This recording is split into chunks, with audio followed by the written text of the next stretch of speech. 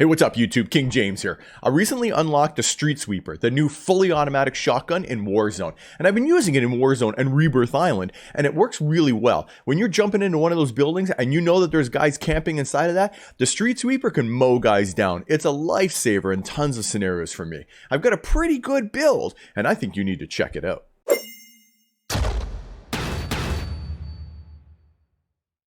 So just last week, Warzone released the Streetsweeper, and a lot of people are trying to unlock it. And I made an unlock video that shows you the easiest 3 methods to unlock the Streetsweeper. I'll link it right up here so you can check it out. But if you're trying to use the Streetsweeper in Warzone or in Rebirth Island, the attachments are sort of confusing because what they say in the attachments and what they actually do in a lot of the Cold War weapons seems to be 2 different things.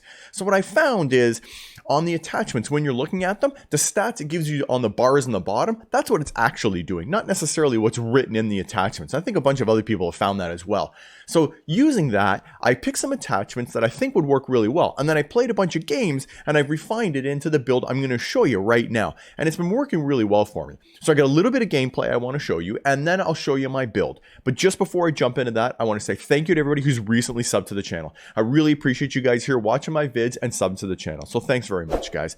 And if you haven't subbed to the channel and hit the thumbs up button, do that right now because it really does help small content creators like myself. All right, let me show you some gameplay and then my build. All right, so here's a little video of me using it in Cold War, and I found in close quarters, it worked really good. I could get right in there with guys, and you know, if they were running away, and even when the distance was growing, I still found that I had enough to shoot them down. And see here, no problem mowing down a couple of guys. I had no issues making really great kills and getting 3 kills in Warzone with this. It's accurate, it shoots fast, and it works well. The only thing about it is that reload time, man. It's got a slow reload.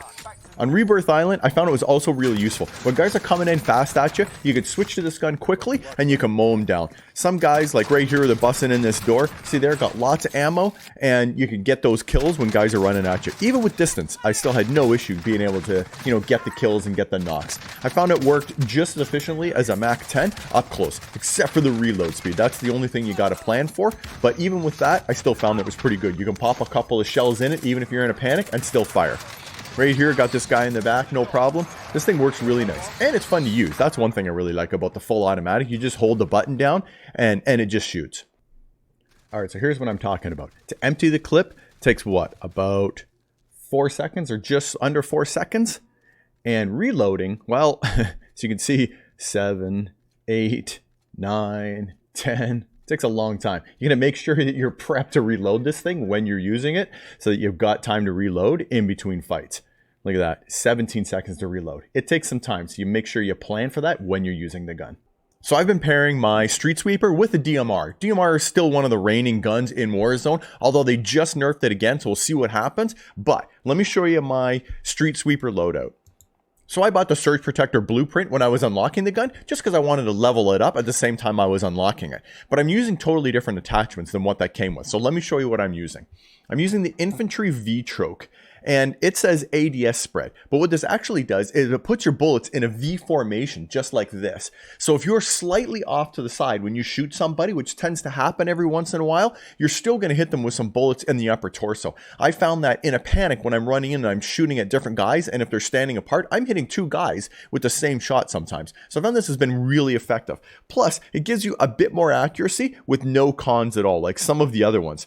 The agency choke, which I know a lot of guys are recommending, it says here damage range, but it's not actually in the damage range. You look here, the range is actually a minus. And I checked out a couple of sites and it says this attachment right here is minus 18% damage range, despite what it says here. So that's a good example on how the attachments, what they say here and what they actually do down here are 2 different things. So be careful on your attachments with Cold War guns.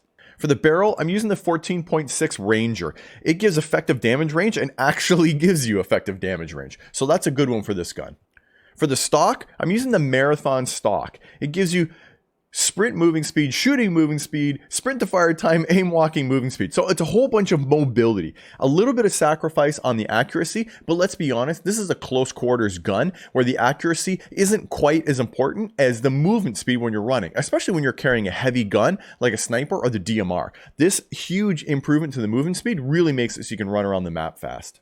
I'm not using a laser or an optic. I know some guys are recommending the 5 milliwatt laser, but there's just so little upside to it. Hip fire accuracy, I tend to not hip fire. I know a lot of guys don't, especially if you're on controller, you tend to pull 2 triggers at the same time. So I don't find that this is a great attachment. That helped me a lot. For the ammunition, I'm using the 18 round drum. This gun reloads crazy slow, like it's super slow. So you need 18 shots because you have to time your reloads on this thing. So if you're reloading on this gun, make sure you're somewhere safe. And for the rear grip, I'm using the Airborne Elastic Wrap. Again, this one has a whole bunch of pluses.